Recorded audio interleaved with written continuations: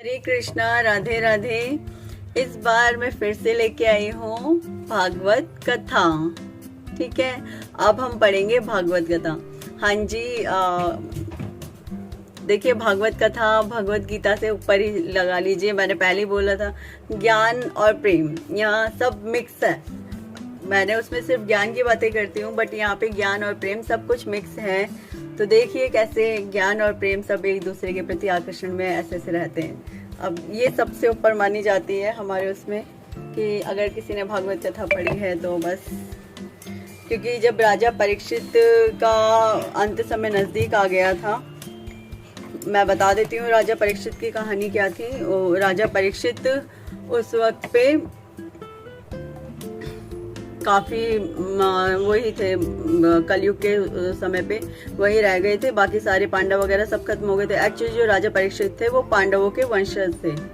ठीक है, वो पांडवों के वंशज थे। तो राजा परीक्षित के पास एक गाय और एक काला सा ऐसा बहुत गंदा सा एक आदमी उस गाय को मारते मारते लेके आया। तो जो राजा परीक्षित थे वो पूछने लगे कि तुम इस गाय को क्यों मारे हो इस तरीके से। पहले तो गाय ने जोर जोर से आवाज़ देके बुलाया। तो फिर राजा परीक्षित ने पूछा कि तुम इसे क्यों मार रहे हो गाय को, कि अगर मुझे यहाँ पे स्थान नहीं मिलेगा, इस पृथ्वी पे स्थान नहीं मिलेगा तो मैं इसे ऐसे मारूंगा।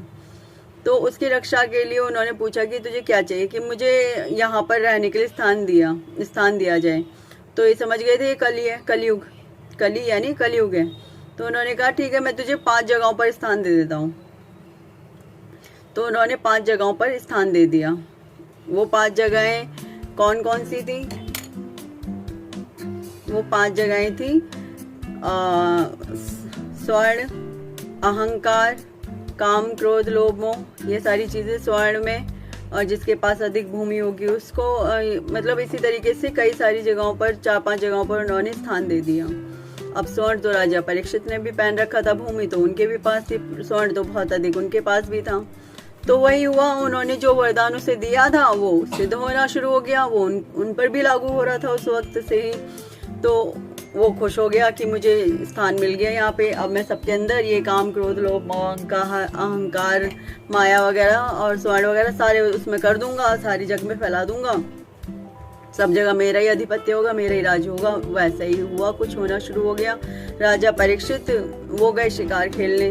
तो वहाँ पर एक ऋषि तपस्या कर रहे थे। तो वो तो अपनी तपस्या में लीन थे। तो राजा परीक्षित को लगा कि ये मेरे सामने उठ क्यों नहीं रहा और मुझे नतमस्तक होकर प्रणाम क्यों नहीं कर रहा। आ गया अहंकार भाव, आ गया अहंकार, क्योंकि उन्होंने स्वर्ण पहन रखा था। तो उन्होंने उनमें तुरंत अहंकार आ गया उसी वक्त ही। तो उन्होंने कहा कि तुम मुझे देख करके इस तरीके से प्रणाम क्यों नहीं कर रहे हो और ऐसे बैठे क्यों हुए। तो वो तब भी नहीं उठे, वो तो तपस्या में बैठे हुए थे, वो अपनी साधना में लीन थे उस वक्त पे। तो उन्होंने फिर कहा तुम इस तरीके से बैठे हो, फिर उठ क्यों नहीं रहे हो। फिर उनको जब कुछ समझ में नहीं आया ना, तो उन्हें गुस्सा आ गया राजा परीक्षित को। उन्होंने एक वहीं मरा हुआ सर्प पड़ा हुआ था, उसको उठाया तलवार से और उनके ब्राह्मण देव के जो ऋषि मुनि थे उनके गले में डाल दिया सांप को। वो कुछ नहीं बोले, वो फिर भी अपनी साधना में लीन बैठे, मुस्कुराने लगे। उनको पता था क्या कर रहे राजा परीक्षित और क्यों कर रहे हैं, ये भी पता था, क्योंकि इससे पहले कभी राजा परीक्षित ने गलत व्यवहार नहीं किया था, वो फर्स्ट टाइम था उनका। तो अब यहाँ पर जो उनके बेटे थे ब्राह्मण देव के, उन्हें क्रोध आ गया।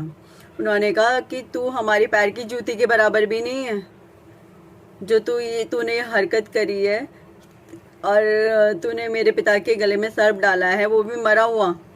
तो तू हमारी पैर की जूती के बराबर भी नहीं है, जो हम तुम्हें उठ करके वो करें। वो तो हम तुम्हारा आदर भाव करते थे अभी तक, इसलिए सारी चीज़ें करते थे। लेकिन अगर मेरे पिता तपस्या में लीन थे तो तुम्हें इस प्रकार की दुष्टता नहीं करनी चाहिए थी। फिर उनके बेटे ने श्राप दे दिया राजा परीक्षित को। श्राप क्या था? श्राप ये दिया था कि तुम अगले 8 दिनों में मार दिए जाओगे, और वो भी सांप के ही द्वारा डसे जाओगे, द्वारा मारे जाओगे। तो अब जो राजा परीक्षित थे वो तो डर गए कि मेरे से कैसा अपराध हो गया। बाद में उन्हें आभास हुआ कि मैंने गलत कर दिया। तो क्षमा मांगने लगे कि अब मैं कुछ नहीं कर सकता, अब तो तुम्हारी मृत्यु निश्चित है। अब तो वो चले गए घर। तो उन्हें परेशानी होने लगी बहुत ज़्यादा कि अब मैं क्या करूँ। तो फिर उसके बाद वो एक ऋषि के पास गए कि कोई हल बताइए। तो उन्होंने कहा देखिए हल तो क्या है, आप भागवत कथा सुन लीजिए। तो घूमते घूमते वहीं नारायण मिले उन्हें, नारायण नहीं सॉरी नारद ऋषि। तो फिर नारद ऋषि ने कहा कि हल तो नहीं समझ में आ रहा। फिर नारद ऋषि से सुखदेव जी के पास पहुंचे। सुखदेव जी वो ऐसे थे, वो कहीं एक जगह बैठते ही नहीं थे। हर 2 मिनट में कहीं बैठ भी गए तो मुश्किल से 2 मिनट बैठे और चल पड़े। वो ऐसे थे, वो कभी एक लंगोटी भी शरीर पे धारण नहीं करते थे, वो ऐसे ही रहते थे। तो उनको सुखदेव जी मिले। फिर सुखदेव जी ने उन्हें भागवत कथा कराई। फिर उनके बाद उन्हें ज्ञान प्राप्त हुआ। फिर उसके बाद राजा परीक्षित को सांप ने डसा और वो वहीं पर ही मर गए। तो यही कथा कुछ इसी प्रकार से इसमें है, और इसमें भगवान जी के हर चरित्र का वर्णन है, और श्री राधे जी का वर्णन है, और भी सभी देवी देवता जैसे भी है मतलब इसमें आएंगे, और उसे आप सुनिए और आनंद उठाइए श्रीमद् भागवत कथा का। हम इसी के साथ शुरू करते हैं। बोलिए श्री राधे कृष्ण भगवान की जय, बोलो श्री नारायण भगवान की जय। ओम नमो भगवते वासुदेवाय, ओम नमो भगवते वासुदेवाय। श्रीमद् भागवतम महात्म्य में कृष्णम नारायणम वंदे, कृष्णम वंदे व्रज प्रियम, कृष्णम द्वैपायनम वंदे, कृष्णम वंदे प्रथा सुतम। आगे पढ़ते हैं। अथ प्रथमोध्याय देवर्षि नारद की भक्ति से भेंट। यहाँ पर देवर्षि नारद जी की भक्ति से भेंट हुई है। तो आगे पढ़ते हैं। सच्चिदानंद स्वरूप भगवान श्री कृष्ण को हम नमस्कार करते हैं, जो जगत की उत्पत्ति, स्थिति तथा और विनाश के हेतु तथा आध्यात्मिक, आदि देविक और आदि भौतिक तीनों प्रकार के तापों का नाश करने वाले हैं। जिस समय श्री सुखदेव जी का यज्ञोपवीत संस्कार भी नहीं हुआ था तथा लौकिक वैदिक कर्मों के अनुष्ठान का अवसर भी नहीं आया था, तभी उन्हें अकेले ही संन्यास लेने के लिए घर से जाते देखकर उनके पिता व्यास जी विरह से कातर होकर पुकारने लगे, बेटा बेटा तुम कहाँ जा रहे हो। उस समय वृक्षों ने तन्मय होने के कारण श्री सुखदेव जी की ओर से उत्तर दिया। यहाँ पर वृक्षों ने उत्तर दिया था, ऐसे सर्वभूत हृदय स्वरूप श्री सुखदेव मुनि को मैं नमस्कार करता हूँ। एक बार भगवत कथा अमृत का रसास्वादन करने में कुशल मुनिवर शौनक जी ने नैमिषारण्य क्षेत्र में विराजमान महामती सूत जी को नमस्कार करके उनसे पूछा। शौनक जी बोले, सूत जी आपका ज्ञान अज्ञान अंधकार को नष्ट करने के लिए करोड़ों सूर्य के समान है। आप हमारे कानों के लिए रसायन अमृत स्वरूप सार गर्भित कथा कहिए। यहाँ पर शौनक ऋषि बोल रहे हैं सूत जी से, ठीक है। तो भक्ति, ज्ञान और वैराग्य से प्राप्त होने वाले महान विवेक की वृद्धि किस प्रकार होती है तथा वैष्णव लोग किस तरह इस माया मोह से अपना पीछा छुड़ा सकते हैं। इस घोर कली काल में जीव प्राय आसुरी स्वभाव के हो गए हैं। विविध कलेशों से आक्रांत इन जीवों को शुद्ध दैवी शक्ति संपन्न बनाने का सर्वश्रेष्ठ उपाय क्या है। आई होप आपको अच्छे से समझ में आ रहा होगा। सूत जी, आप हमें कोई ऐसा शाश्वत साधन बताइए जो सबसे अधिक कल्याणकारी तथा पवित्र करने वालों में भी पवित्र हो तथा जो भगवान श्री कृष्ण की प्राप्ति करा दे। चिंतामणि केवल लौकिक सुख दे सकती है और कल्पवृक्ष अधिक से अधिक स्वर्गीय संपत्ति दे सकता है। चिंतामणि कोई मणि है तो वो केवल लौकिक सुख दे सकती है, मतलब इस लोक के सुख दे सकती है, और जो कल्प वृक्ष है वो ज्यादा से ज्यादा स्वर्गीय सुख दे सकता है, संपत्ति दे सकता है। परंतु गुरुदेव प्रसन्न होकर भगवान का योगी दुर्लभ नित्य वैकुंठ धाम दे देते हैं। लेकिन अगर जो गुरुजी प्रसन्न हो जाए तो वो हमें भगवान जी का नित्य वैकुंठ लोक धाम दे देते हैं। सूत जी ने कहा, शौनक जी, तुम्हारे हृदय में भगवान का प्रेम है, इसलिए मैं विचार कर तुम्हें संपूर्ण सिद्धांतों का निष्कर्ष सुनाता हूँ, जो जन्म मृत्यु के भय का नाश करता है, जो भक्ति के प्रवाह को बढ़ाता है और भगवान श्री कृष्ण की प्रसन्नता का प्रधान कारण है। मैं तुम्हें वह साधन बतलाता हूँ, उसे सावधान होकर सुनो। श्री सुखदेव जी ने कलयुग में जीवों के काल रूपी सर्प के मुख का ग्रास होने का त्रास का आत्यंतिक नाश करने के लिए श्रीमद् भागवत शास्त्र का प्रवचन किया है। जो श्री सुखदेव जी हैं, उन्होंने ही भागवत कथा कही थी राजा परीक्षित के सामने। जो श्री सुखदेव जी हैं, आप मेरी प्रसन्नता का ना इस वक्त अनुमान नहीं लगा सकते कि मैं कितनी प्रसन्न हूँ, और मेरे मुंह से स्माइल रुक नहीं रही। मैं बहुत ही ज़्यादा खुश होके मतलब बोल रही हूँ, और मेरी प्रसन्नता आप सोच भी नहीं सकते इस वक्त पे। आगे पढ़ते हैं। मन की शुद्धि के लिए इससे बढ़कर कोई साधन नहीं है। जब मनुष्य के जन्म जन्मांतर का पुण्य उदय होता है, तभी उसे इस भगवत शास्त्र की प्राप्ति होती है। जब सुखदेव जी राजा परीक्षित को यह कथा सुनाने के लिए सभा में विराजमान हुए, तब देवता लोग उनके पास आकर अमृत कलश लेकर आए। देवता अपना काम बनाने में बड़े कुशल होते हैं, अतः यहाँ भी सबने सुखदेव मुनि को नमस्कार करके कहा, आप यह अमृत लेकर बदले में हमें कथा अमृत का दान दीजिए। इस प्रकार परस्पर विनय में अदला बदली हो जाने पर राजा परीक्षित अमृत का पान करें, और हम सब श्रीमद् भागवत रूप अमृत का पान करेंगे। इस संसार में कहाँ कांच और कहाँ मूल्यमणि, कहाँ महामूल्य मणि तथा कहाँ सुधा और कहाँ कथा। श्री सुखदेव जी ने यह सोचकर उस समय देवताओं की हंसी उड़ा दी। उन्हें भक्ति शून्य कथा का अनधिकारी जानकर कथा अमृत का दान नहीं दिया। उनको सुखदेव जी को लगा ये वैसे ही बोल रहे हैं, कुछ भी बोले जा रहे हैं, जो ये देवता हैं ये कुछ भी बोले जा रहे हैं, तो उन्होंने हंसी उड़ा दी कि कुछ भी बोले जा रहे हो। तो इस प्रकार ये श्रीमद् भागवत की कथा देवताओं को भी दुर्लभ है। इस प्रकार से जो ये कथा है, ये देवताओं के लिए भी बहुत ही दुर्लभ कथा है।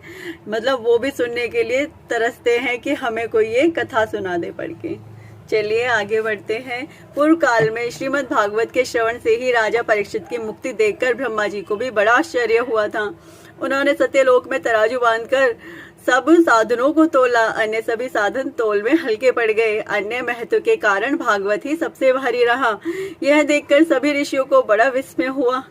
उन्होंने कलयुग में इस भगवत रूप भागवत शास्त्र को ही पढ़ने सुनने से तत्काल मोक्ष देने वाला निश्चय किया। देखिए मैं है ना भाव विभोर ज्यादा हो रही हूँ, मुझे समझ में भी नहीं आ रहा मैं कथा कैसे पढ़ पाऊंगी, लेकिन मैं कोशिश पूरी करूंगी अपनी, क्योंकि मुझे एकदम से ना ऐसे अंदर से अजीब सी वो हो रही है। खैर मैं पढ़ रही हूँ, शुरू कर रही हूँ। उन्होंने कलयुग में इस भगवत रूप भागवत शास्त्र को ही पढ़ने सुनने से तत्काल मोक्ष देने वाला निश्चय किया। सप्ताह विधि से श्रवण करने पर यह निश्चय ही भक्ति प्रदान करता है। सप्ताह विधि मतलब एक सप्ताह के अंदर में पूरा समापन करना। इतना तो मैं नहीं पढ़ पाऊंगी, मैं तो धीरे धीरे ही पढ़ूंगी, मैं पहले ही बता रही हूँ। पूर्व काल में इसे दयापरायण सनकादि ने देवर्षि नारद को सुनाया था। पूर्व काल में से जो दयापरायण सनकादि जो ऋषि थे, उन्होंने नारद को सुनाया था। यद्यपि देवर्षि ने पहले ब्रह्मा जी के मुख से इसे श्रवण कर लिया था, तथापि सप्ताह श्रवण की विधि तो उन्हें सनकादि ने ही बताई थी। लेकिन पहले वो ब्रह्मा जी से श्रवण कर चुके थे, लेकिन फिर दोबारा से उन्होंने सनकादिक जो ऋषि थे उनसे सुनी थी। किन्होंने? जो हमारे नारद ऋषि हैं उन्होंने।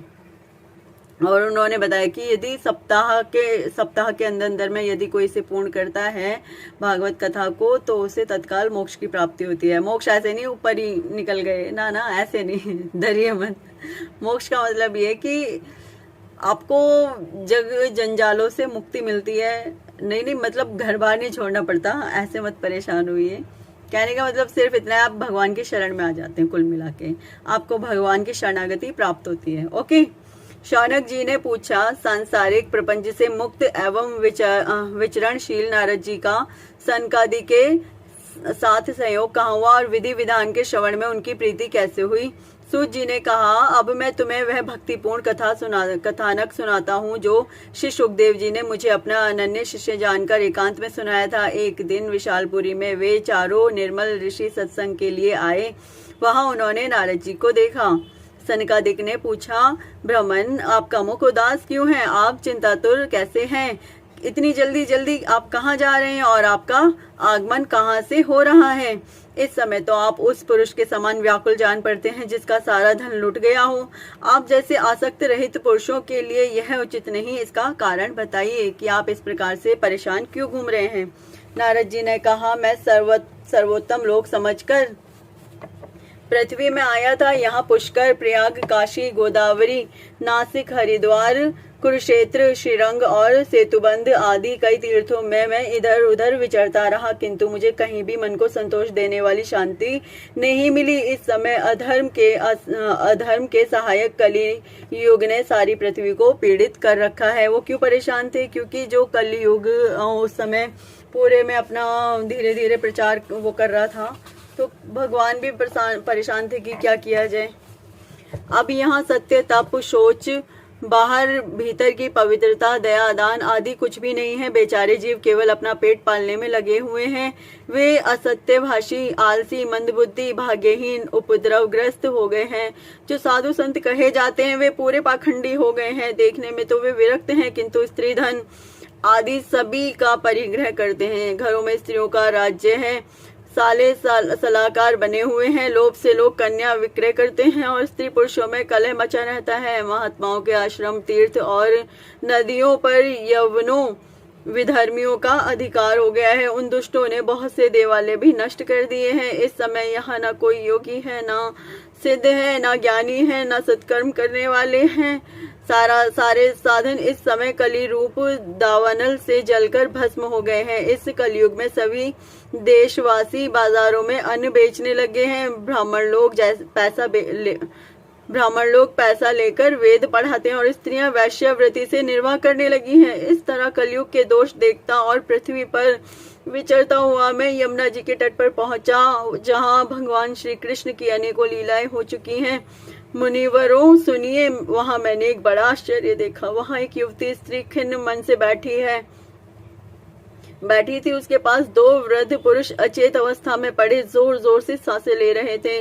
वह तरुणी उनकी सेवा करती हुई कभी उन्हें चेत कराने का प्रयत्न करती और कभी उनके आगे रोने लगती थी। वह अपने शरीर के रक्षक परमात्मा को दशों दिशाओं में देख रही थी। उसके चारों ओर सैकड़ों स्त्रियां उसे पंखा झल रही थी और बार बार समझाती जाती थी। दूर से यह सब चरित्र देख मैं कौतूहलवश उसके पास चला गया। मुझे देखकर वह युवती खड़ी हो गई और बड़ी व्याकुल होकर कहने लगी, ये तो वही है कि एक बार शुरू करो तो आप रुक नहीं सकते। खैर, यहाँ पर क्या हुआ था मैं थोड़ा सा समझा देती हूँ। पहले क्या हुआ था, हुआ ये था कि जो भक्ति है वो तो वहाँ पर आकर के बहुत जवान हो गई एकदम से। कहाँ पर? वृंदावन में जाकर, क्योंकि वृंदावन में भक्ति बहुत है तो भक्ति जवान हो गई। जो भक्ति थी देवी वो जवान हो गई, लेकिन जो थे ज्ञान और बेटे वैराग्य। तो आज का मैं भागवत कथा का सार यहीं पर ही रोकती हूँ। कल फिर यहाँ से स्टार्ट करूँगी। आप लोग मुझे अपना अपना आशीर्वाद दीजिए कि मैं आपको इसी प्रकार से अच्छी कथाएं प्रस्तुत करती रहूं और आपको सुनाती रहूं। देखिए, मैं इन कथाओं को सुनाते में अक्सर भाव विभोर हो जाती हूँ, तो आप इसे मेरा नाटक ना समझें। मैं ऐसा हो जाता है मेरे साथ में, ठीक है। तो बाकी आप लोग सब लोगों से मैं अभी विराम लेती हूँ। आपका आशीर्वाद चाहती हूँ, अपना प्रेम दीजिए, आशीर्वाद दीजिए। वीडियो को लाइक, शेयर एंड सब्सक्राइब ज़रूर कीजिए। ये भागवत कथा मुझे उम्मीद है आप लोगों को बहुत पसंद आएगी। कुछ त्रुटि रह जाए, कुछ कमी लगे तो मुझे ज़रूर से बोलिएगा। बाकी खुश रहिए, अपने अपनों के साथ खुश रहिए। हरे कृष्णा, राधे राधे। प्रेम से